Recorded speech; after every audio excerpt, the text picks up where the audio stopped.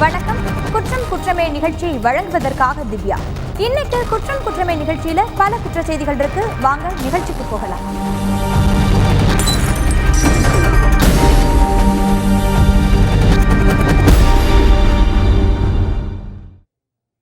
குடிபோதையில ஏற்பட்ட தகராறுல இளைஞர் ஒருவர் கத்தியால குத்தி கொலை செய்யப்பட்டிருக்காரு. திண்டுக்கல் பழனி நெடுஞ்சாலையில இருக்கிற பெரிய ஐயங்குளம் பகுதியை சேர்ந்தவர் கண்ணன். இவர் நண்பர்கள் வீரமணியோட அங்க இருக்கிற டீ கடைக்கு போயிருக்காரு. அப்போ அதே பகுதியில கறிக்கடை வச்சிருக்கிற 2 பேர் குடிபோதையில அங்க வந்திருக்காங்க. அவங்க கண்ணன் கிட்ட தகராறு பண்ணதா சொல்றாங்க. தகராறு முத்தி போக ஆத்திரமடைஞ்ச கறிக்கடைக்காரர்கள் 2 பேரும் கத்தியால கண்ணனை சரமாரியா குத்தி இருக்காங்க.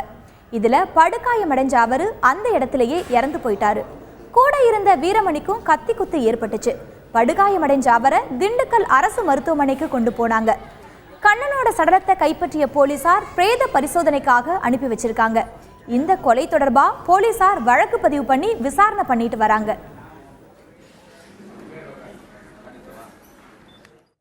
கிரெடிட் கார்டு மோசடி, கொலை, கொள்ளையில படிச்சவங்க ஈடுபடுறத பத்தி கேள்விப்படுறோம்.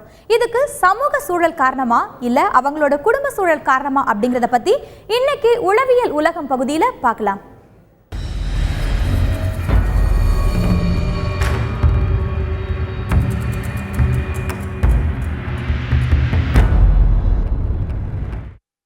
வேலை கிடைக்காதது ஒரு காரணம், சமூக சூழலும் ஒரு காரணம். ஏன்னா வேலை கிடைக்கல, அந்த காலத்துலயும் வேலை கிடைக்காம தான் இருந்துச்சு. பட் படிச்சவங்கன்றப்போ ஒரு டிக்னிட்டி இருந்துச்சு. அவங்க இந்த மாதிரி செயல்களில் ஈடுபடாம இருந்தாங்க.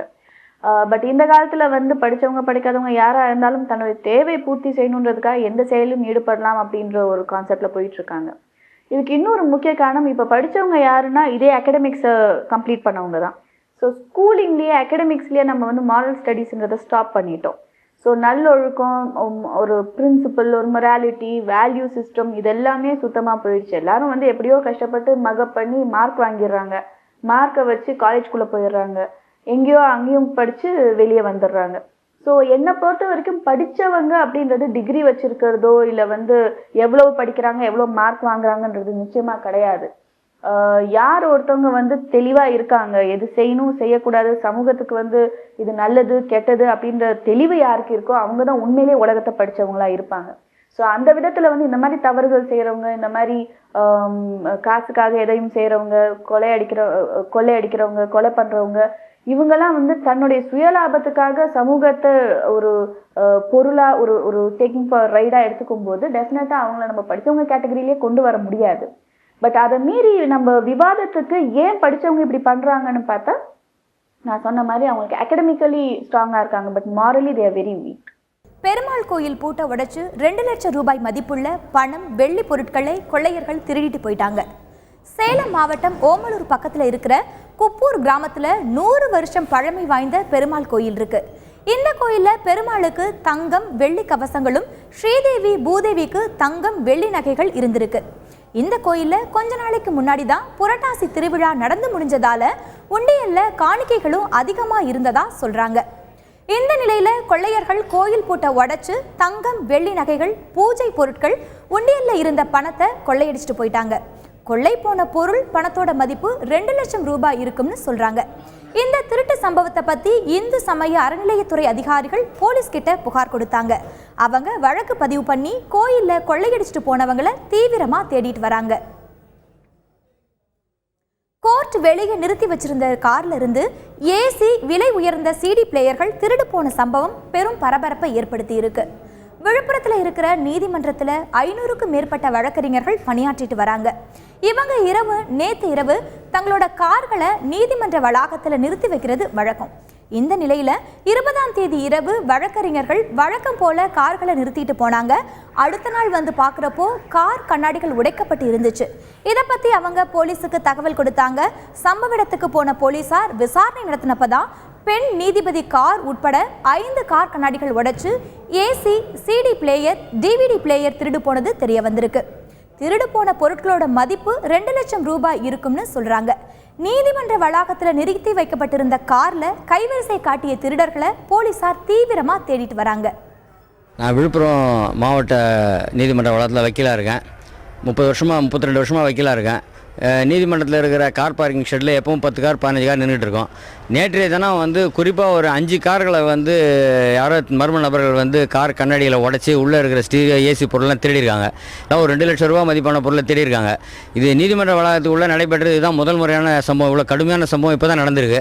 இது அந்த கைவர்கள் இவ்வளோ தூரம் துணிஞ்சு நீதிமன்ற வளாகத்துக்குள்ளே வந்து பண்ணியிருக்கிறதுனால இது குறித்து காவல்துறையில் நாங்கள் புகார் கொடுக்குறோம்.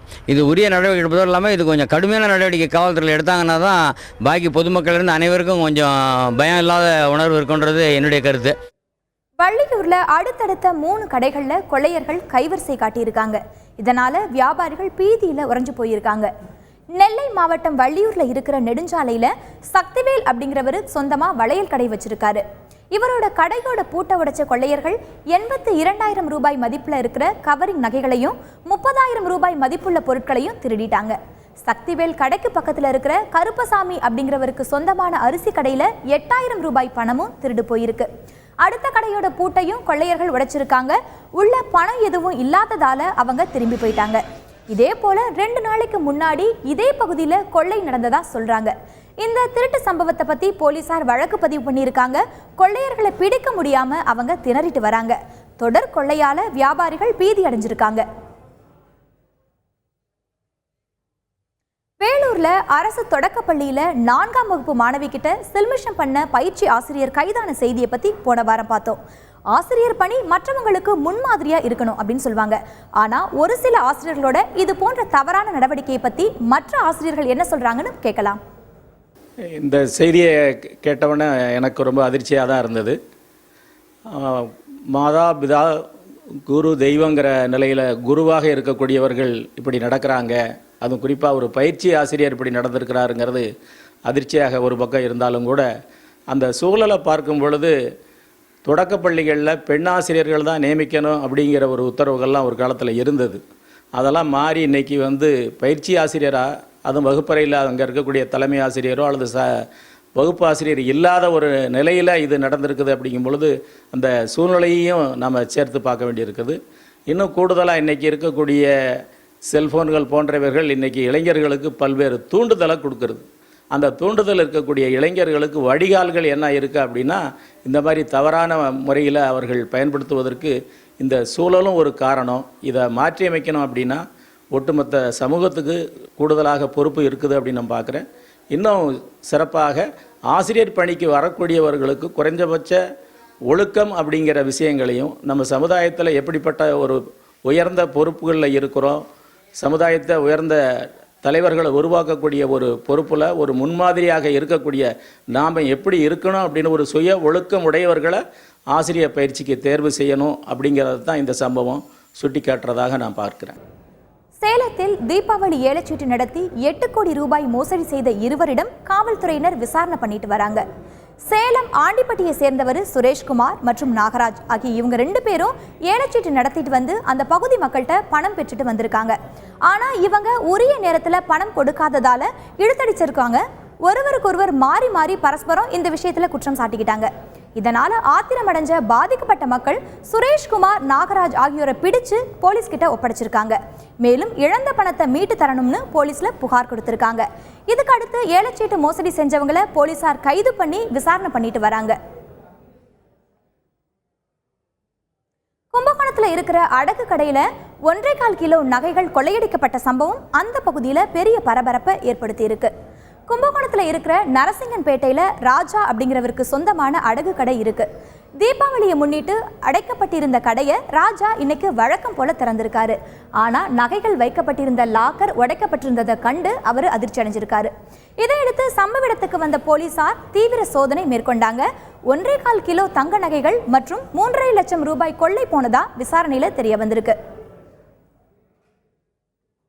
இதனிடையே சென்னை விருகம்பாக்கம் பகுதியில் நகையை கொள்ளையடித்த மர்ம கும்பலால தாக்கப்பட்ட அடகு கடை உரிமையாளர் ஹரிராம் சிகிச்சை பலனின்றி இறந்து போயிட்டாரு.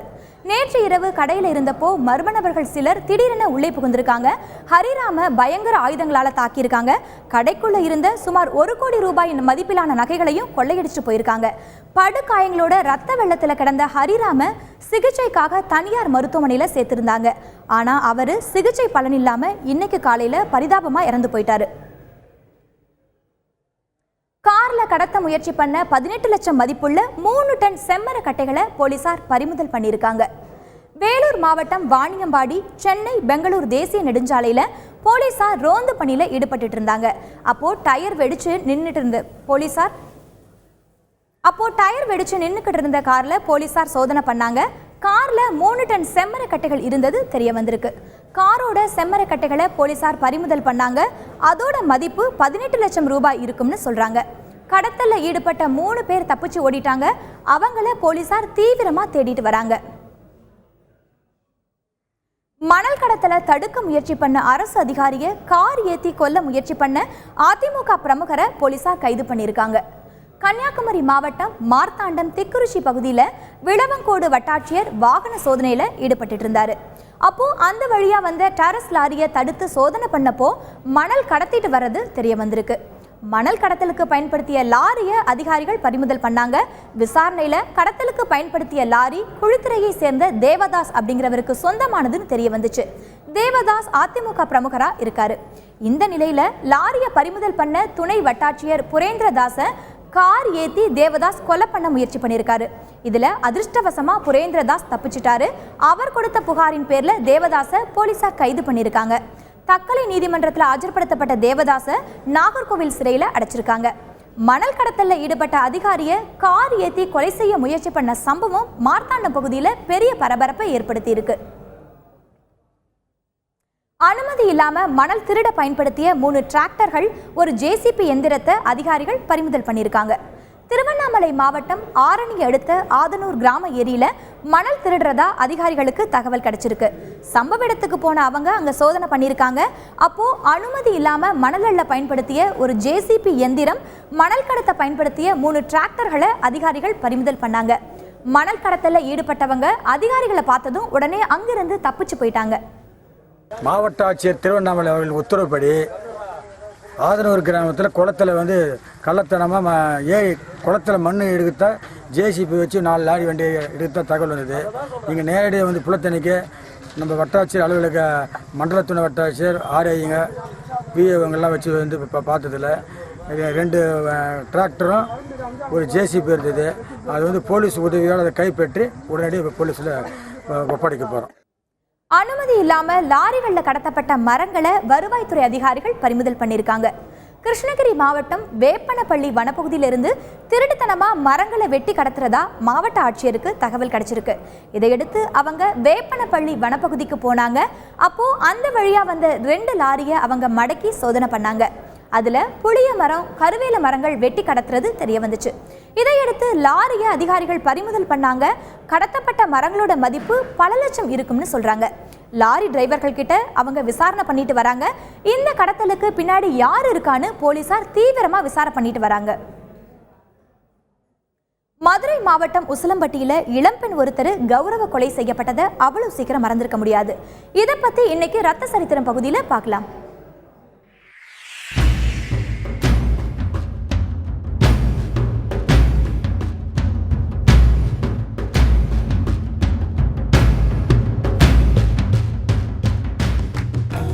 மதுரை மாவட்டம் உசிலம்பட்டி அடுத்த போலிப்பட்டி கிராமத்தை சேர்ந்தவர் திலீப் குமார்.